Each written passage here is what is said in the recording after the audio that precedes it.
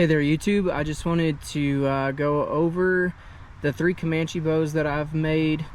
They're in order left to right as 1, 2, 3. I've also got some arrows here, but I wanted to kind of take you through my bow making journey and what I've learned in the short time that I've been doing it.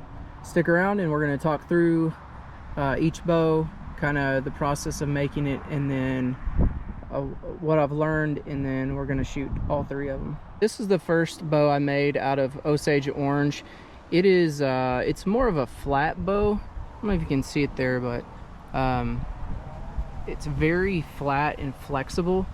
I made this one from a it's about a probably a 4 to 5 inch diameter piece of Osage. It was actually a tree limb, not the actual trunk. It was a limb off of a big Osage tree.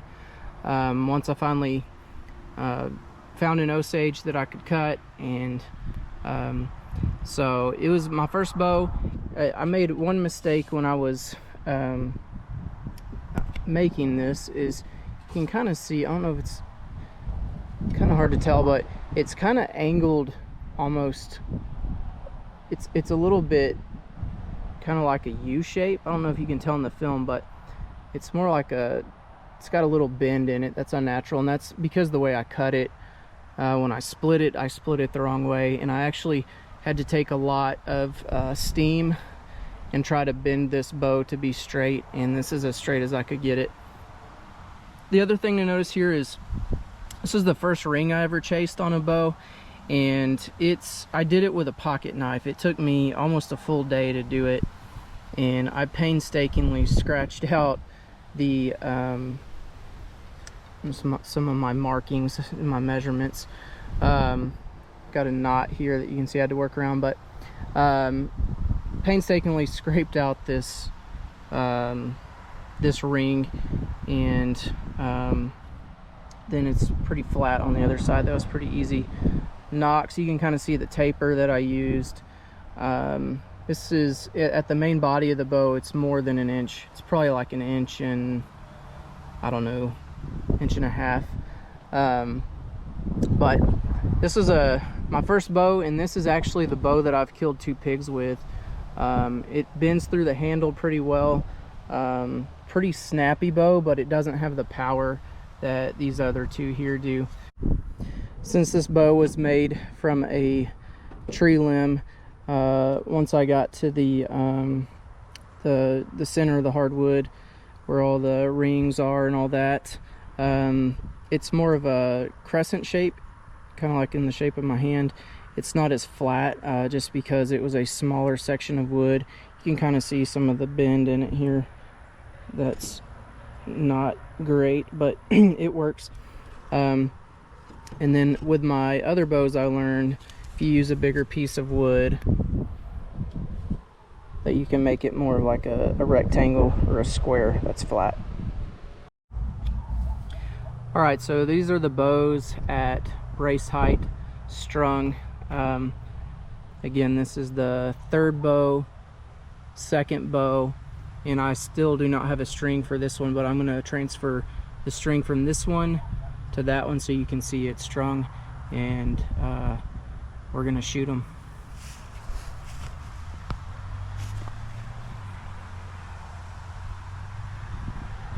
So here's video of the first bow strung now that I've moved the string over.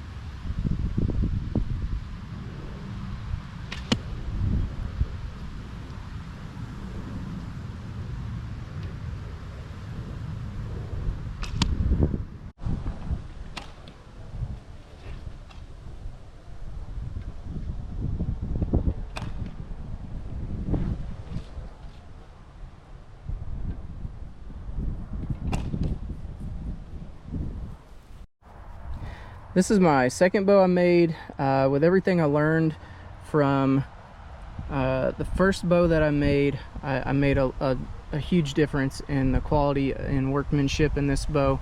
I found a really good stave, or a really good, Osage tree, and I cut it and got, gosh, I think 4 or 5, maybe even 6 staves out of that tree. It was a big one. I got down to the heartwood and was able to get a really nice product.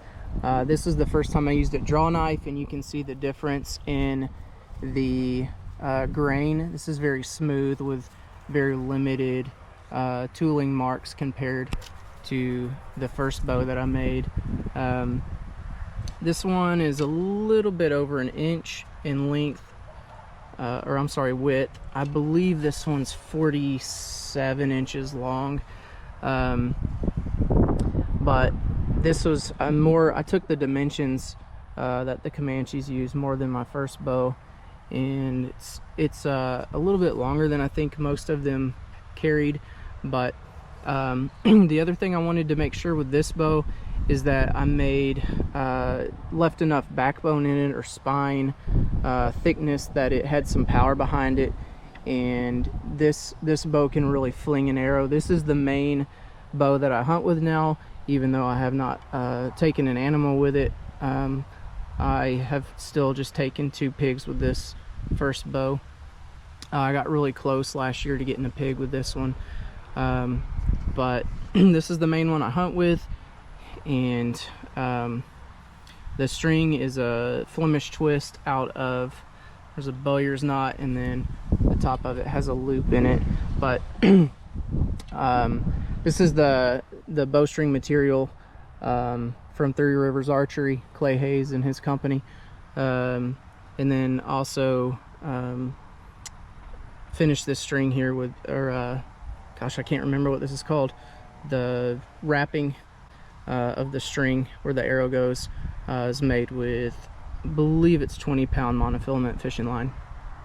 But this is my second bow, and we'll shoot it here for you.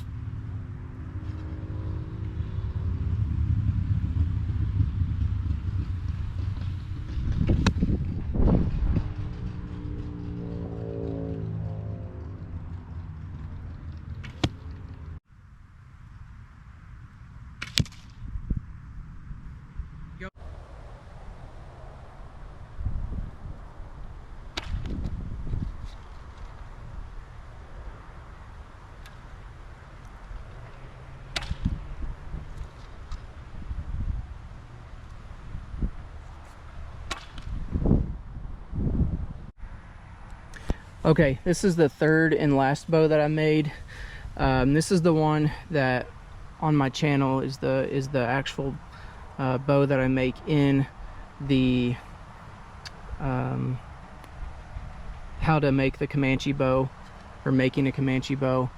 There's 2 parts to that. Starts with identifying the tree all the way to finishing the bow, but I wanted to make this one as 2-spec as possible.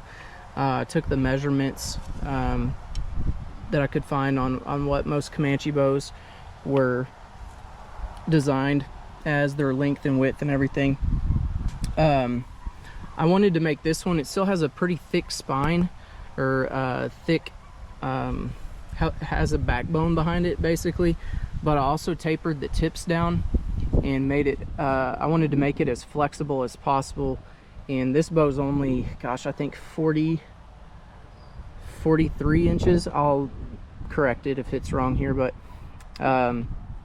also there's a famous picture of Quanah Parker sitting in front of a teepee holding what looks to me like a very short, powerful bow. And I've seen a lot of debate on, oh, those bows didn't have enough power, it's got to be staged. That was a staged bow. But actually, when you get one of these little things in your hands, they absolutely fling an arrow crazy fast. But again, this is my third bow, and we'll take some shots.